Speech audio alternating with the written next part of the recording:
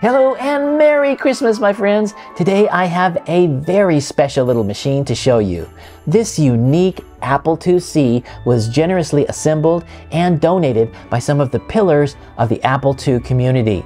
Back at VCF Midwest in September this year, 2023, Adam McGoy kindly gave Mark Jositis a discounted price on this computer, which Adam had cleaned, serviced, and even de-yellowed. As you can see, the plastics look about as snow white as it did back in 1984. Adam, you did a great job. Now, Adam told me he was wondering why Mark wanted to buy one of his IIcs which had a crummy keyboard. But Mark was a man with a plan. As soon as he got the machine, he swapped it out for what you're seeing here, which is a MacEffects IIc mechanical backlit keyboard. The Apple IIc came out in 1984, but it wasn't until 1986 that Apple finally fixed the keyboard by upgrading the key switches to Alps amber switches. So for the first 2 years, Apple sold what they call their hairpin switches, which are usable, but they're just not as fun to type on. And now, after all of these years, there's a little rubber grommet beneath that is aging, and it's even more mushy than it was new. Now, the mechanical keyboard from MacEffects uses Matthias Click key switches, which are a modern recreation of the original Alps key switches. And some people say that they're even clickier than the original Alps. Personally, I think they're fantastic. The letter and number printing on the keys isn't very dark and can be challenging to see, but that's to be expected with the transparent keys that let the light shine through. You can buy this keyboard from MacEffects with opaque keys that have the stock beige color. And Action Retro has a great video about how the LED backlighting looks with opaque keys. But as you may expect, you won't get the same colorful impact like my unit unless you have the transparent keys. You can even use it with the backlight switched off if you like.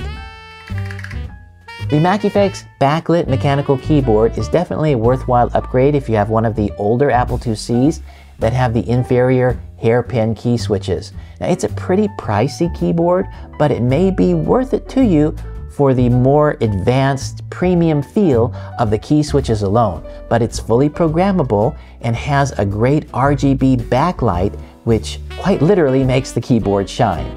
I'm going to be taking a deeper dive into the installation and programming of this keyboard in a follow-up video that focuses on upgrades for the Apple IIc. Another awesome feature of this machine is its compact color LCD, which was displayed at VCF Midwest in September. It's a size-accurate prototype recreation of Apple's original monochrome LCD. I made a few mods to it by adding this rubber strip on the bottom because it was sliding down on top of the IIc. And originally, this adapter was full-sized, but it's really wasted space and it interfered with my floppy EMU, so I hacked off the right side of it so it wouldn't obstruct any of the ports. Javier Rivera of 8-Bit Tees, also known as Havmaster here on YouTube, came up with the color LCD idea originally in 2021 to repair Apple monochrome LCDs. Javier created the 3D files for the LCD housing and printed it in April 2021. Interestingly, Javier was also on the design team who created the MacEffects backlit keyboard. Jonathan Adar helped build this monitor by sourcing the color LCD panel and then assembling everything with Javier's 3D printed housing.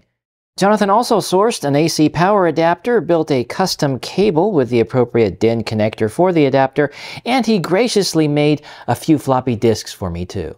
The original Apple LCD looks sleek and futuristic sitting atop the IIc back in 1984. It was even featured in the sci-fi film 2010, with the LCD cable amusingly disconnected and no power source in sight. Sadly, Apple's LCD was flawed, as this 1985 article describes.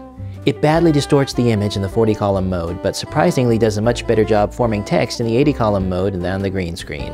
And that means the CRT green screen. Unfortunately, those well-formed characters are barely visible because the screen is extremely dim and has very low contrast. Considering how much better virtually every other manufacturer has done with LCD displays, Apple should hide the IIc's screen in shame. This LCD prototype is in many ways the opposite of Apple's flawed monochrome LCD. It has vibrant colors and great contrast, making it easy to see in bright or dim lighting. Text and images are fairly clear in 40 column mode, but when I press Escape 8 to switch to 80 column mode, it becomes really difficult to read. And as you can see, if I switch back, it becomes easy to read again. AppleWorks was a very popular program back in the day, but it forces you to use 80 column mode and is therefore hardly usable on this LCD. Now, it actually is easier to read when you're watching it through this video than in real life. Trust me, I've reviewed the footage and I said, wow, it's easier to read after I filmed it. But in looking at it from the normal distance that you would operate the computer at, it's just really difficult to see. And you can sort of detect that because the text is broken up. Anyway, this contains a word processor, a database, and a spreadsheet. But because of the difficulty in viewing the files, it set me on a quest to find something that would be easier to read the interface and, of course, read my text that I type as well. The first 40-column word processor that I found is called Apple Writer version 1.0, and it looks nice and readable, but when you create a new file and then start typing, the oddities come out immediately. For example, if I can type a space here, every time you type a space, it puts what looks like to be a little apostrophe there. I'm hitting space, TTT space. So, and then if I press period, it types an N. If I type a semicolon, it types a left parenthesis. So it's not very usable. Shift 1 should give me an exclamation point, but it types a lowercase a. Not very user-friendly. The second 40-column word processor that I found is called Easy Writer. Beautiful startup graphic, all nicely readable in 40-column mode, and a wonderful distraction-free writing environment, which utilizes the full screen and with punctuation too. Now, this program was written by none other than Mr. Blue Box himself, Captain Crunch, John Draper. Without John, it's questionable if the Apple II or even Apple itself would exist today. But in terms of app functionality, well, here's an example document that I just typed in. Notice that it has upper and lower case. To get back to the main menu, we have to type the up arrow, and from there it presents us with a variety of options. But if we do nothing other than to go back and edit our document again, which requires me to type E, so I'll put it in the caps lock down to have uppercase, well, it throws what we just wrote to the bottom of the screen. It loses all of the lowercase and everything's in uppercase now. And anything new we start typing, new text, gets put at the top. Okay, so now if I go to the menu again and then just go back to edit it, the new text is thrown to the top. Normally when you add text, you want it to be at the bottom. So, well, better than Apple Writer, but still a very flawed program compared to what you get in AppleWorks. Now at this point, you probably want to say to me, we don't care about the written words, show us the games. And so I shall, my friends, starting with Asteroids. Asteroids is a black and white game and therefore would look best on a monochrome monitor, but alas, this LCD is color only, so you see the color fringing that is indicative of most Apple IIs. Sometimes you see text in all white, but in this case, you see it multicolor. So since we have multicolor, I might as well change the color of my keyboard. Control and caps lock will let me change it to different colors. And what color is good? Maybe blue, okay. And then we need to have the caps lock key down, and then the caps lock key turns red here. And then we will go ahead and proceed with the keyboard input because I find that's better than joystick, and have to use the D and F keys to spin around, and then the right arrow key fires and the back arrow key is thrust. So Here we go, D and F.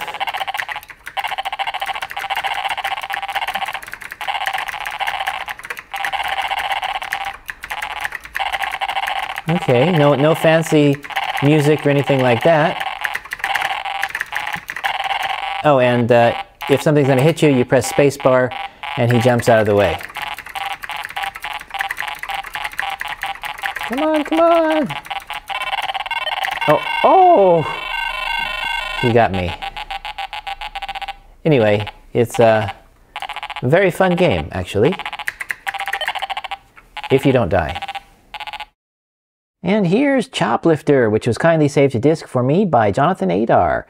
My Mach 3 joystick, which was sold to me by Javier Rivera, works great with this game. I have it paused by pressing the escape key. I'll just press it again, and then we can go. And this is also called Armor Alley on the Mac. So if you have a vintage Mac and never played that, that's what it's called. And then to drop our bombs, I'm not really very good at the bombing. Die! Die! Okay, he's dead. And then we gotta go down and... Oh! Well, no, we don't want to die here, so... Okay, guy, I gotta pick up some guys here. Die, please. Please die so I can... Uh-oh, he's killing my men. Alright. Come on, guys. Come on, we gotta take you home, guys! Can I get one more? Oh! I don't want to abandon you. Leave no man behind! Unless I'm gonna die. Well, trying to save everybody, I killed everybody. So that's bad, guys. You have to make some life or death decisions in this particular game. Anyway, I could play it a long time, but you kind of get the gist. This is really one of the more popular games on the Apple II. And, you know, the sound is... Oh, I got him one shot.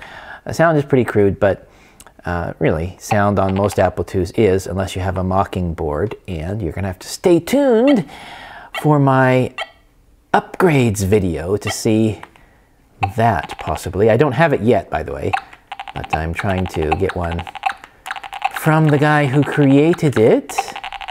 All right, okay. Am I finally going to make it back home with some people? Come on, one more. Oh, how many more can I... Oh, okay. All right, sorry, I had to abandon some. All right, I'm going to go back. And then we can let them all out, and everybody can rejoice and have a wonderful Christmas. Okay, guys. Guys, aren't you supposed to get out? There you go. Have fun at the Christmas party. There we go. Bye-bye. Now, here is a game that currently you can download for free. It's only for a limited time, and then you'll have to pay for it. But I saw it being shown by the 8-Bit Shack on one of the Apple II Facebook groups, and I guess they're giving it away for Christmas this year. So if you're watching this video around Christmas and you're lucky, then, well, you might be able to play Angry Birds. That's right, Angry Birds for the Apple II. Now, I'm not very good at this. I will admit to you right now. But we have our joystick here, and we will give it a shot. All right, so we can move down to Scores, Info. All right, there's the info. Scores, no scores yet because you haven't played it, and let's go ahead and play. So that's what we're firing at. And here's one of our birds. Now you have to move back on your joystick, and then you have to do it at an angle, so you go down, and you take a guess. It's a guessing game, really. At least, I think it is. Okay. 42 points, not bad. I'm serious, I haven't been practicing. Okay, I played it maybe a couple times, but not for very long. Level 2. See, just one try and I already got to level 2. So let's see, go down. See the little chirping of the birds there. Fire! I think I got to... Oh! 49 points! I'm actually doing quite well. I was doing terrible when I practiced the first 2 times. Huh. Let's see if I can get the other one. 42. So that means... Ooh, I got a bonus of 31, and now it's going to take me to the next level. Now, of course, you need to visit the website, and it's in the text description below to see the keys, and you can even, I think it's typing in the L key here, HIJ, it's level 4, and if I type L again, it will go up to level 5. So you can see these keys and others just by checking out the website, but it's a really neat game, and even if you're watching this way after Christmas and it's not free for you, don't wait another year for Christmas. I think it's a fun game if you have an Apple II, even in an emulator. Pretty fun, so be sure to check it out. Link in the text description. And last but not least, a fun Christmas game. So we'll press return here, and actually there is more than one Christmas game on this disc. And again, all of the software I'm showing you and everything is down in the text description below. So there's multiple games that you can play, and I will just use my joystick to go over here and click the first one in the upper left. And skill level, I'm still an elf. And by the way, the flickering seems to be indicative. You've probably seen it. It's indicative to this particular LCD, and I couldn't find any way to get rid of it, so I guess it's just something that you have to live with. Not too distracting, but it is something. Now, you're supposed to draw a circle around Rudolph, or maybe it's not Rudolph, but around your reindeer, and lock him in. So PETA will not like this game because you're basically denying freedom to your animals. And, well, he's not your pet, he's a reindeer. And Santa has to block him because, you know, if you don't round up the reindeer, he can't give all you guys presents, right? So anyway, it's a fairly simple game, but surprisingly addictive and fun too. So yeah. Oh, he's going to say ho, ho, ho, but there we go. Okay, can I stop you? I'm going to stop you. Now, I could keep playing and playing and playing, but I think you get the idea. Really quite fun. Check out this game too in the text description below. Now, for those of you wanting a color LCD like this, there's some bad news. Jonathan said he sourced the last of the 10.2-inch LCDs to create this color prototype. The LCD is actually from a car rear view mirror product of all things, which is nearly impossible to source now, unfortunately. Suffice it to say, this is one very special little display, and it's a world better than Apple's hard-to-see, low-contrast LCD. There's a whole lot more I intend to show you about this cute little Apple II in future follow-up videos. For example, I'll be showing you a complete teardown of the computer and show you some fabulous upgrades as well. I'll also be showing the complete installation of the MacEffects keyboard and show you how it's programmed. And of course, I'll be showing you some tidbits about the insanely great 6502 8-bit microprocessor that powers not only the IIc, but also much of the Apple II line. So stay tuned, folks, because I have more great Apple II content coming. Now, if you're wondering about my shirt, this is a new old stock shirt that I purchased off of Etsy in early November of this year, 2023. And at least I think it's old stock. That's the way it was pitched, and I certainly paid a pretty penny to buy it. It was something like $80 or something, far more than I normally pay for a shirt, so I paid with that understanding in mind, but it certainly looks brand new. I mean, it was definitely not kept in the sunlight over the years, and the coloring on it, I mean, if I feel it, this red stripe over here, I can feel the paint, and it doesn't look like it's ever even been washed. And had a nice smell to it, so I don't feel bad. It feels very soft to the touch too. I was kind of worried when I bought it because they only had the one, and it said it was extra large, and I normally don't wear extra large. But it, as you can see, well, it fits me quite well, even the lengths of the sleeves. So if you ever find one of these shirts, you might want to consider going with a size larger than you normally wear. Now, this shirt was, I'm not sure if Apple employees wore it or if it was just given away or what, but it was created to commemorate the release of the Apple IIc in 1984, and that's what this stripe here is on my left arm. It says San Francisco, April 24th, 1984, and it has a little Apple logo here. And that's when John Scully and Steve Jobs and Steve Wozniak were getting together to release the Apple II. And it's a really neat shirt, so maybe one day, hint hint, Javier Rivera, 8-Bit Tees or a similar t-shirt place will consider selling it, even though it's clearly not a t-shirt. But I think most of you probably would like it if it's more reasonably priced, and certainly not $80 or so, but I think it's kind of a nifty shirt. Anyway, I wanted to wear it, and I'll probably be wearing it again when I do more Apple II videos in the future. Now, I also want to mention one more thing. It's a hefty guy. This is the book I've been reading. I've read the first 125 pages of the new Apple II User's Guide by David Finnegan. David Finnegan is also known as Dog Cow in some of the online forums. He owns the Mac GUI website. And this hefty book is, well, it's like an old telephone book. If you're that old, you kind of remember them, right? 796 pages. Now, the first 50 pages or so are what I would consider to be a hardware-related user guide, kind of like what I expect from the title, but after that, it really focuses on BASIC. And the bulk of the book is about that, so there's really a lot to learn. Although the appendices in the back are very thick and meaty, so it really has a lot of content. This was written in 2012, though, so it doesn't have a lot of the recent updates like new hardware that was created since 2012, but well, that's why I'm going to be releasing some videos about upgrades for the Apple IIc, so you can check that out. But if you're still kind of new and you're in learning mode and you want to know more about BASIC on the Apple II, like me in other words, then you might find this useful. He didn't pay me to say this, I just bought the book, and I kind of think, well, at least after reading 125 pages or so and flipping through the other chapters, it's really a very useful book to have, so something to consider perhaps.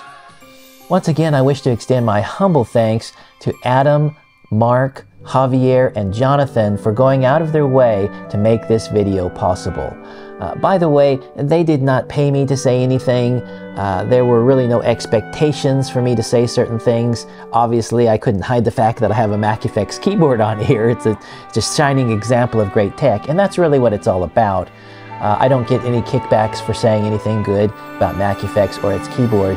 It's just I get excited when there are people who create third-party add-ons now in 2023 for these old machines. And whenever I see the add-ons are really fabulous, like the MacEffects keyboard, I enjoy saying good things about it. So you can find a link to that and other things I've mentioned in this video down in the text description below.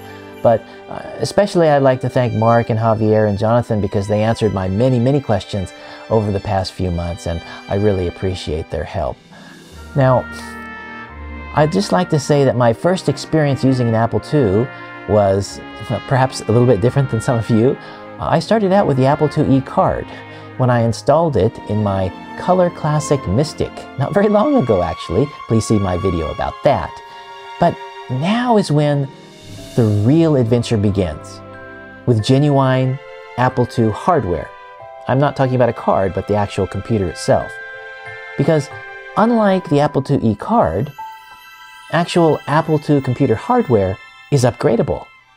Even the Apple IIc, which Apple never wanted you to even open, much less upgrade, you can upgrade them.